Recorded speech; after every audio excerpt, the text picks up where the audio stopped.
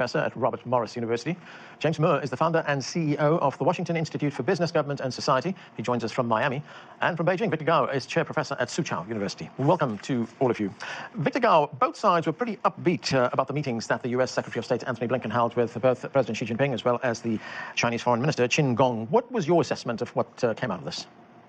Thank you very much for having me. I think Secretary of State Tony Blinken's visit to China is more or less generating a normal outcome. It's not a huge success, but actually it's not a failure at all by any stretch of the imagination. And the fact that Secretary of State Blinken met with the Chinese president is a strong indication that we should expect that President Biden and President Xi Jinping of China will meet before the end of this year, most likely on the sideline of the APEC meeting in San Francisco. Now, all these things combined together are very positive steps in the right direction. But whether these steps are sufficient or not is a question that we still need to observe. So it's a good meeting in the right direction. It helped reduce the tension, and it put China-U.S. relations today in a more better understood global framework. As President Xi Jinping emphasized, the world is big enough to accommodate both China and the United States.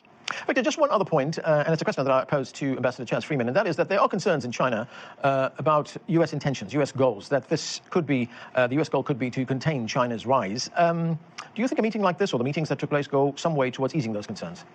No, I don't think so. I think we listened very carefully to what Secretary of State Blinken had to say, most of which are good talks, but we still need to watch how Washington will walk the walk. And it seems that there is huge difference between the talk of the talk and the walk of the walk. And eventually, it's the walk that will matter. And purely from the Chinese perspective, the United States is still out there, aligning all its forces domestically as well as abroad, try to build up a line of defense or aggression against China, depending on the perspective, for example. And the goal is to prevent China's continued economic development to such an extent that the United States will hold China on the ground as if there will be no consequences. This strategy will not work. James Moore, neither side expected any kind of profound outcome from these meetings, but if the goal was to stabilize and reset this relationship, would it be fair to say that it was pretty successful? I think it was incredibly successful. You've got to realize that when Secretary Blinken was sitting in Washington, D.C., anticipating this trip, that he was getting barraged by both sides. The media in China, the media here in the West, were really underscoring the fact that this was a real questionable judgment as far as his getting on a plane and flying to Beijing. He had, unfortunately, members of Congress who have been very suspicious of what's going on with China.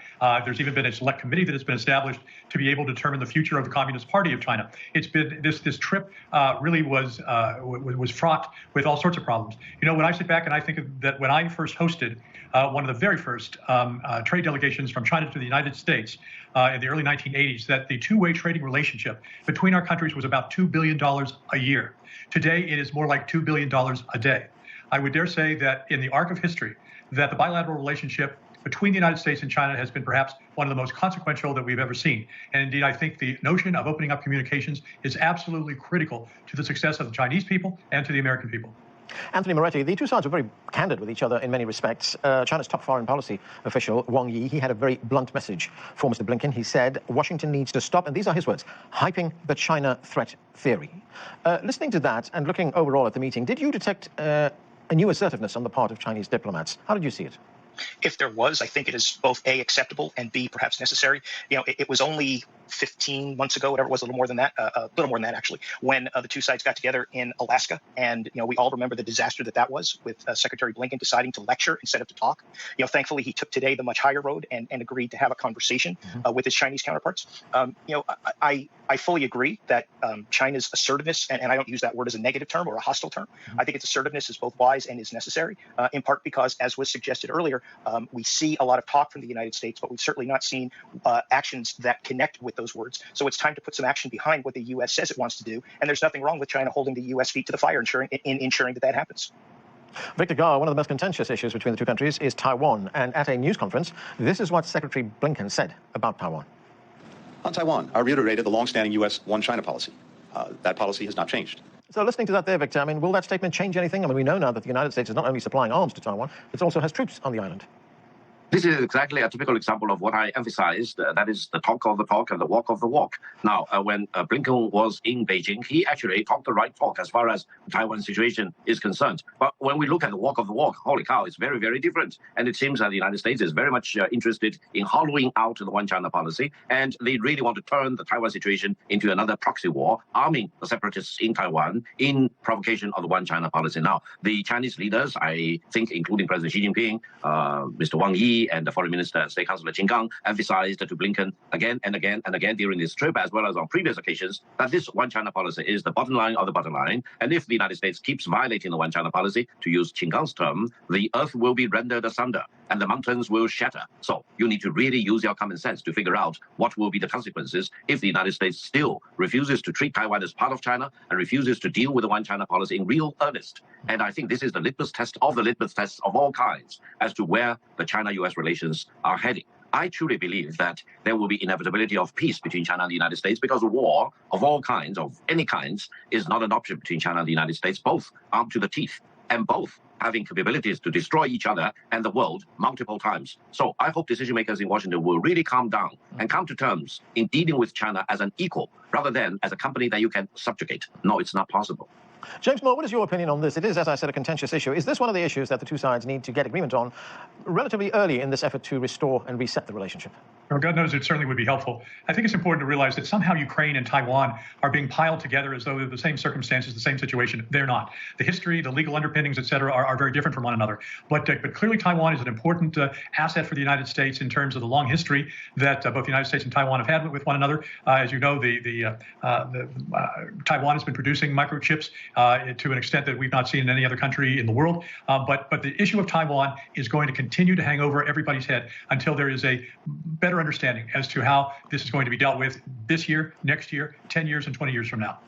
Anthony Moretti, how difficult will it be for the Biden administration to recalibrate its relationship with China when there is so much opposition, xenophobia really, in the United States? And this comes from both sides of the aisle, the political aisle. In fact, the Republican presidential candidate Nikki Haley, she recently said in the Washington Post, she said China is abusing the U.S. economy, infiltrating America, and President Xi wants to destroy Taiwan. This is the rhetoric that doesn't help, both internally and internationally. And my concern is, as we look to 2023 rapidly winding down, it is already the middle, almost late June at this point.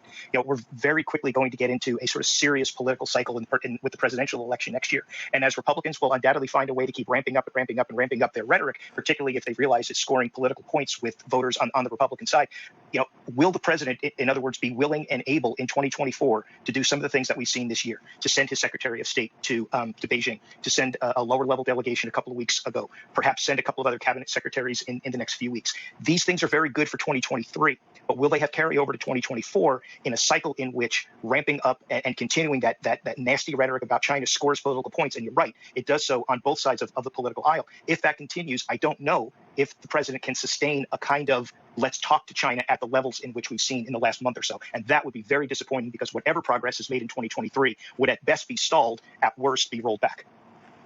Victor Gao, on the issue of decoupling or de-risking, as it's sometimes called, this is what Secretary Blinken said. Let's listen.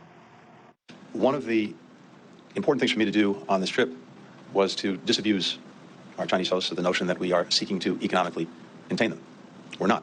And as I've said, we are not about decoupling. We're about de-risking and diversifying. So, Victor, how do you think that message was heard in Beijing? First of all, I think it would be much better if Washington fully acknowledges that the decoupling strategy has failed. Secondly, de-risking really depends on what exactly you have in mind. Purely from the Chinese perspective, de-risking is treating China as a risk rather than treating China as an opportunity. And if you want to de-risk China, for example, you are de-risking with growth and development opportunities, etc. Again, it will fail. Now, the United States has been talking about Indo-Pacific rather than APEC, even though the United States will be the hosting country of the APEC summit this year. But Indo-Pacific, can you really believe it? Indo-Pacific, as the United States has been talking about, does not include China. It excludes China. So I think someone somewhere in Washington really need to come to terms with the reality. China is here, China will be here, and China cannot be excluded. China is part of the world, and China is a bunch of opportunities to be explored, to be enjoyed, rather than as a huge risk that you need to walk away from the China market or the 1.4 billion Chinese people. Anthony, as I discussed with the ambassador, there was no agreement on reopening military-to-military communications channels. I did point out that the Chinese defense minister remains sanctioned by the United States in his personal capacity. I mean, do you see these military tensions being diffused in any way in the short term? Sadly, I don't, and I agree with what Victor said earlier. Among many things that I agree with what he said earlier. But the potential, and we heard Chaz Freeman say it as well, the potential for something to be said that is misconstrued, an accident happens, something that was not intentional, automatically gets swept up into the hysteria, and as a result, we see this notion or the potential for this notion of a war to increase. Victor's absolutely right. A war would have disastrous consequences economically, politically, socially, not just for the United States and China, but for its immediate neighbors and for the entire world as well. So yes, there has to be some effort at least ramping down down the tension. That's not a lot of progress, I admit, and that may not carry a lot of substance with it, but it at least will make both parties and both countries be able to say, okay, we know we're not going to go down that road, because we cannot. Victor's absolutely right. It would be disastrous to go down that road. Okay, that's where we have to leave it. Thank you to all of you for being with us. And that is it for this edition of The Heat. I'm Anand Naidu in Washington, D.C.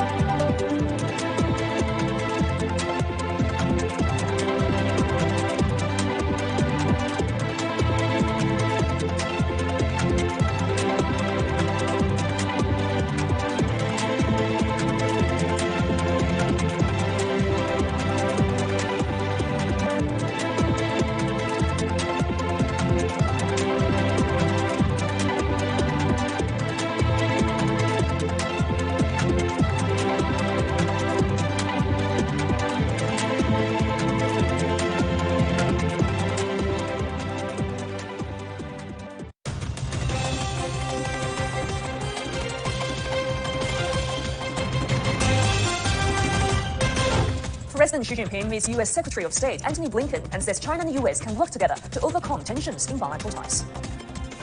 Premier Li Qiang calls for further cooperation between China and Germany as he begins his first European tour since taking office. NATO will not formally invite Ukraine to the alliance, but pledges more weapons and training to Kiev in its conflict with Russia. And a small submersible craft disappears during a dive to the wreckage of the Titanic. Hello and welcome to the World Today on CGTN. I'm Su Yuting in Beijing. Our top story this hour. Chinese President Xi Jinping has met with visiting U.S. Secretary of State Antony Blinken in Beijing, stressing the need for stable China-U.S. relationship. Blinken reaffirmed the United States' commitment to the Bali agenda, pledging to foster high-level engagement, open communication and cooperation. In a meeting with U.S. Secretary of State Antony Blinken on Monday, Chinese President Xi Jinping emphasized the necessity for a stable China-U.S. relationship. He suggested that the future of humanity relies on the two nations' capacity to coexist peacefully and maintain a cooperative relationship. Xi Jinping underscored that both countries have a responsibility to properly manage relations to contribute to global stability and development. He highlighted that major country competition isn't the trend of the times and won't solve the challenges faced by the U.S. or the world. The president called on the U.S. to respect China's rights and interests, not to deprive China of its development rights. President Xi reiterated China's commitment to a stable China-U.S. relationship, urging the U.S. to adopt a pragmatic approach. He also requested both sides to adhere to the common understanding reached with President Biden in Bali and to convert positive statements into actions to improve China-U.S. relations. U.S. Secretary of State Antony Blinken expressed the United States' dedication to resume the agreed agenda established between the two nations during the meeting in Bali. Blinken affirmed the commitments outlined by President Biden, which explicitly state that the United States does not seek a renewed Cold War or to change China's political system. He further clarified that America's alliances are not intended to target China and that the United States does not support Taiwan independence, nor does it seek conflict with China. Secretary Blinken voiced an optimistic outlook towards future high-level interactions with China, expressing a desire to sustain open lines of communication, manage differences responsibly, and actively seek dialogue, exchanges, and cooperation. One American diplomat who is all too familiar with the tumult of China-U.S. relations is Charles Freeman. He is the U.S. President Richard Nixon's interpreter during his historic visit to China in 1972. Speaking with my colleague Anand Naidu, he explained the importance of Antony Blinken's trip to Beijing. Basically, the United States and China have agreed to keep talking past each other. This visit was not aimed at enhancing the relationship, but at stabilizing it. And I would say for the moment it has been stabilized, although at the very low level that the last 5 years since the United States declared economic war on China has produced. The significance of the meeting with President Xi Jinping is that when Foreign Minister Qin Gang reciprocates Secretary Blinken's visit and comes to the United States, he has every expectation of meeting with President Biden. When you say the relationship needs to be stabilized, does that include a recognition on the part of the United States that there needs to be a radical course correction in this relationship? Because if we look at the way in which the Chinese Foreign Ministry described the relationship, it said that the relationship is at its lowest point since its establishment. Well, I agree with the Foreign Ministry's judgment on that point. I think the most important accomplishment of this visit really was just to demonstrate that there can be meetings at senior official levels between the United States and China, despite the hysterical opposition of some demagogues in the United States Congress. I think we'll see multiple indicators. Clearly, Secretary of the Treasury Janet Yellen and Secretary of Commerce Gina Raimondo plan to visit China fairly soon. That we will then know whether it's possible to have a truce in the economic warfare between the two countries. Later in the year, there is an APEC meeting in San Francisco, which President Xi Jinping might well attend, and this would provide an occasion for President Biden and President Xi to meet. So it is positive that the two sides have restored the high-level official contacts, which ceased during the pandemic and the COVID lockdowns on both sides, and have been troubled by incidents of various sorts since then. Let's hope that we can continue this kind of dialogue, even if it is mainly devoted to the exchange of well-established positions rather than to an effort to accommodate each other with concessions on both sides.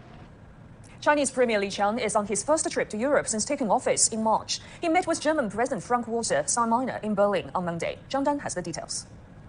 Chinese Premier Li Qiang has begun an official visit to Germany. He met with President Frank-Walter Steinmeier at the presidential palace in Berlin on Monday. The premier said he attached great importance to bilateral relations and emphasized that the upcoming 7th China-Germany intergovernmental consultation seeks to explore cooperation potential and foster new developments. President Steinmeier expressed Berlin's willingness to collaborate with Beijing in safeguarding trade liberalization and meet challenges such as climate change. He expressed opposition to decoupling and any form of camp confrontation. Premier Li Qiang also attended a seminar with representatives of the German business community where the management of risks was a major topic. The participants had open and candid discussions on the current international economic and political situation. On promoting China-Germany win-win cooperation, Li Qiang said risk prevention and cooperation are not opposites, and cautioned against simply equating interdependence with insecurity. And he made it clear that failure to cooperate is the biggest risk, and failure to develop is the biggest insecurity. The Chinese premier's dialectical view of risk and dependence was largely agreed by other attendees. German business representatives said eliminating risks requires strengthening international cooperation, and decoupling will not work. Li Qiang called for maintaining industrial supply chains through high-quality and high-level practical cooperation. As for specific problems, Li urged all parties to analyze them case by case and jointly respond to them. In the evening, Li Qiang was welcomed into the Chancellery by Olaf Scholz for a behind-closed-doors dinner meeting. More discussions on ties and business talks are expected on Tuesday. Zhang Dan, CGTN. Peter Oliver looks at how